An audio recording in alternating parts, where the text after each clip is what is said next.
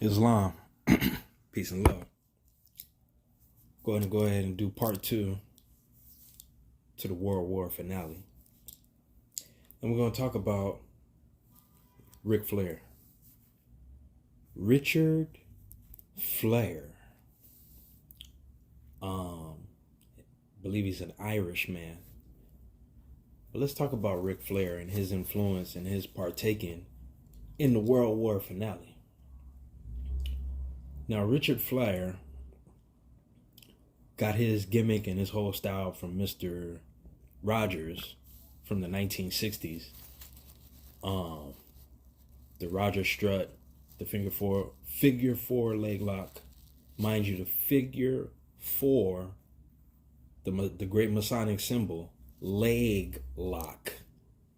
Those are legs, those are angles. So just to show you how deeply tied into the Freemasonic knowledge Ric Flair is and his role.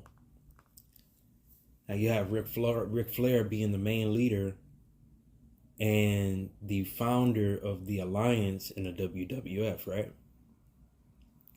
So, and Ric Flair is very prejudiced. He's called every dark-skinned person all kind of niggers with an ER. Okay? So don't get it twisted because you see him mingling with hip hop celebrities and you know, kicking it with Moors and have his own weed strand and all that. Don't think he's cool with dark skin. He hates us. He doesn't like us at all. Okay? When they put him in the ring with Tony Atlas, he was like, "What is this nigger doing here in my ring?" So just to let you know how he get down. But he used hip hop and he used his influence on hip hop to continue business for his Freemasonic brothers. So, got Ric Flair being the main leader of the alliance. And if you notice during that transition from WCW to WWF, if you do your research and your studies, Ric Flair was responsible for the destruction and the sabotage of WCW, which was a little bit cleaner than WWF. Why? Because as dark-skinned Moorish people were on the rise in WCW and getting notoriety, especially Booker T, this is when Ric Flair felt that he needed to intervene and take out WCW. And this is when you seen right after that him form the alliance and be the closest business partner with Vince McMahon that you ever seen. Right? But nobody really knows that he's responsible for that reason, because he didn't want to see all these dark-skinned people be superstars in WWF or anywhere else. Now, mind you, Ric Flair is the leader of the Four Horsemen. Now, remember, I told you that they used the King James Bible to play out the whole script in professional wrestling for the world, right? So literally, Ric Flair is one of the Four Horsemen, is what he's telling you and what he's been telling you, along with Kevin Solomon and the rest of them. I wonder which Four Horsemen Ric Flair is. Is he the Pale Horse? Is he the Plague Vaccine Horse? Is he the which one is he, right? But we know he's one of the Four Horsemen in ancient times, period. Look at his influence. Look at his wool, right? Look at all these frequencies that he uses and have used from Moorish influence, hating Moors, but making the greatest business off of them. He's the perfect definition of a colonizer, Ric Flair, right? Along with Vince McMahon. I don't know who's eviler. But when I was growing up, I loved Ric Flair. You know, a lot of dark-skinned people did because of his character, the flamboyancy he had, the money, the women. You know, we loved that. The way he talked crap, all of that stuff, right? And he knew that. And he used our young melanin for his come up, Ric Flair. along with Hulk Hogan, right? And we see both of them. They're some of the best friends in wrestling, and some of the most prejudiced, because racist is not real, but some of the most prejudiced European sons against Moors that we've ever seen. And Hulk Hogan want to be just like us with his tans and everything that he's done throughout the years. So it's all dismissal. But Ric Flair, one of the four horsemen in the Bible, right? And Ric Flair being the leader of the four horsemen, so I guess you would say he's the pale horse. And his involvement with the alliance with Vince McMahon is showing you how they teamed up for the World War Alliance, because of course Vince McMahon wanted to kiss his ass after he took over and shut down WCW, and he might have had a little bit of involvement in ECW as well as TNA and the rest of them. So Ric Flair now has his own weed strand and vapes and all of this. I wouldn't trust it, and I wouldn't smoke it on my last life. None of these celebrities weed, because it's all government based and it's all poison, right? Because Ric Flair, once again, is one of the four horsemen. You have to pay attention to everything that you've been shown and what's being played out. And like I told you, mainly in the main script, professional wrestling. His figure four leg lock. Everything that you could think of about him and his character, right? So, on top of that, you have Ric Flair being a 33rd Freemasonic member.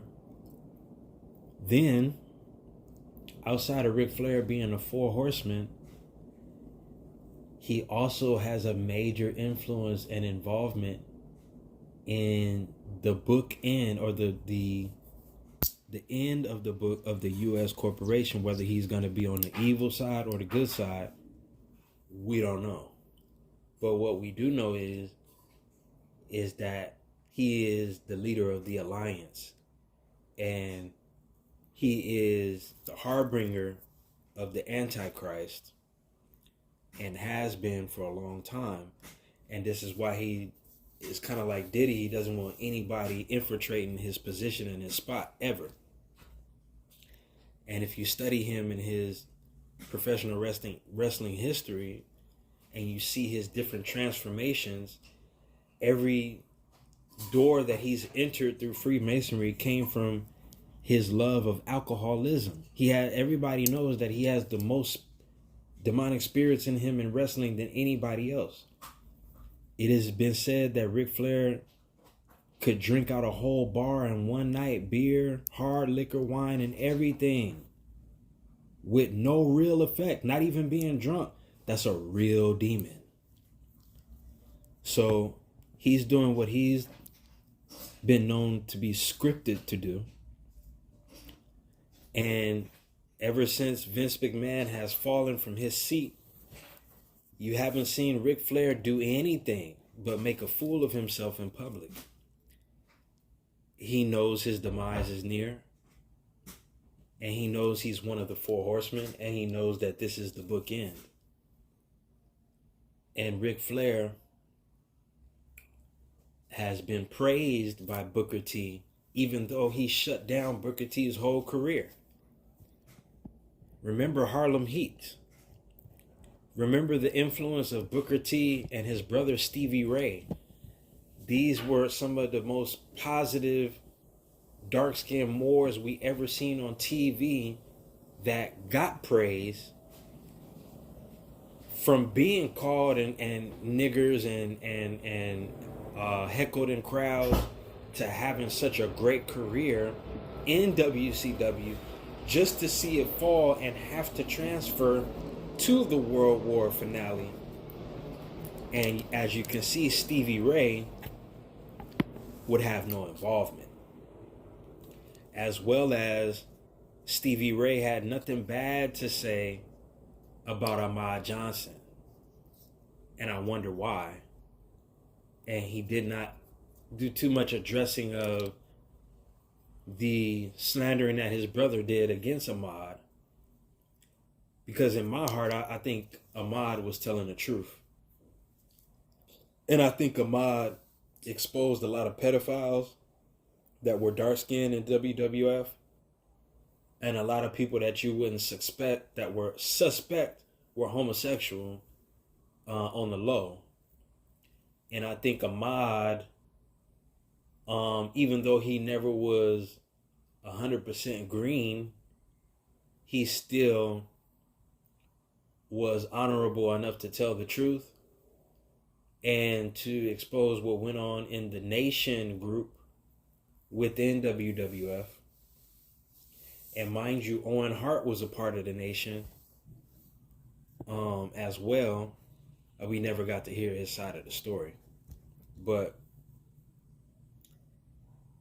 Ric Flair is the main leader for a lot of us not being able to enjoy the real star power of a Moorish dark-skinned wrestler and seen in a great light and being a Chronicle champion like John Cena, Hulk Hogan, Undertaker, and the rest of them.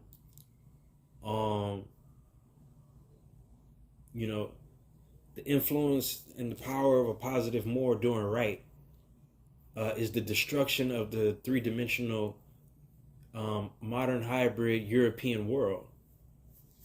And this is why they always had to be dumbed down and looked at as buffoons and clowns, so that the narrative wouldn't transfer the power of inheritance into the dark-skinned hands at North America where it belongs, especially in the industrial, commercial world doing business with Europeans. So naturally, you don't want to see a slave be a master, right?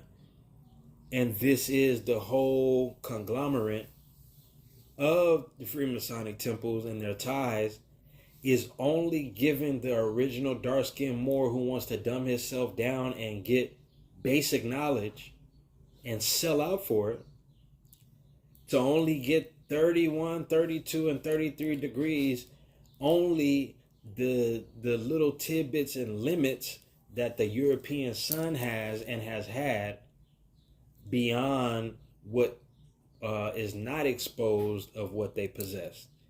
Only 32 and 33 degrees, and you have the Blackamoor, dark-skinned Moorish slave, U.S. citizen, selling out just for this knowledge that we gave to them for their earthly salvation, but nothing divine.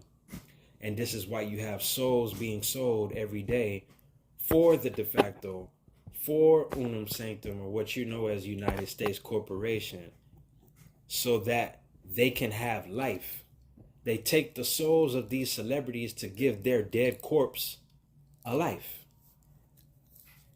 And you have seen this life being lived for a while now, and now is coming upon his death. But you see Ric Flair starting to deteriorate, and you can see all the spirits starting to attack him and fold in from his 7. So I'm pretty sure he's not even there anymore. So that was about Ric Flair and his influence and his biblical influence and who he really is in the world and who he is on the script and the effect that he's had on Moorish wrestlers and celebrities. So we'll do a part 3. And next time we'll talk about Chris Benoit. We'll talk about Eddie Guerrero. And we'll talk about Scott Hall. And we'll talk about how I met Scott Hall and how he shortly passed away after that. And what we talked about and what was said. So, thank you for joining me on the World War Finale Chronicles as we speak about the correlation and the electromagnetic ties between Freemasonry and Moorish science, between European sons and the Aboriginal Asiatics, those conscious and unconscious.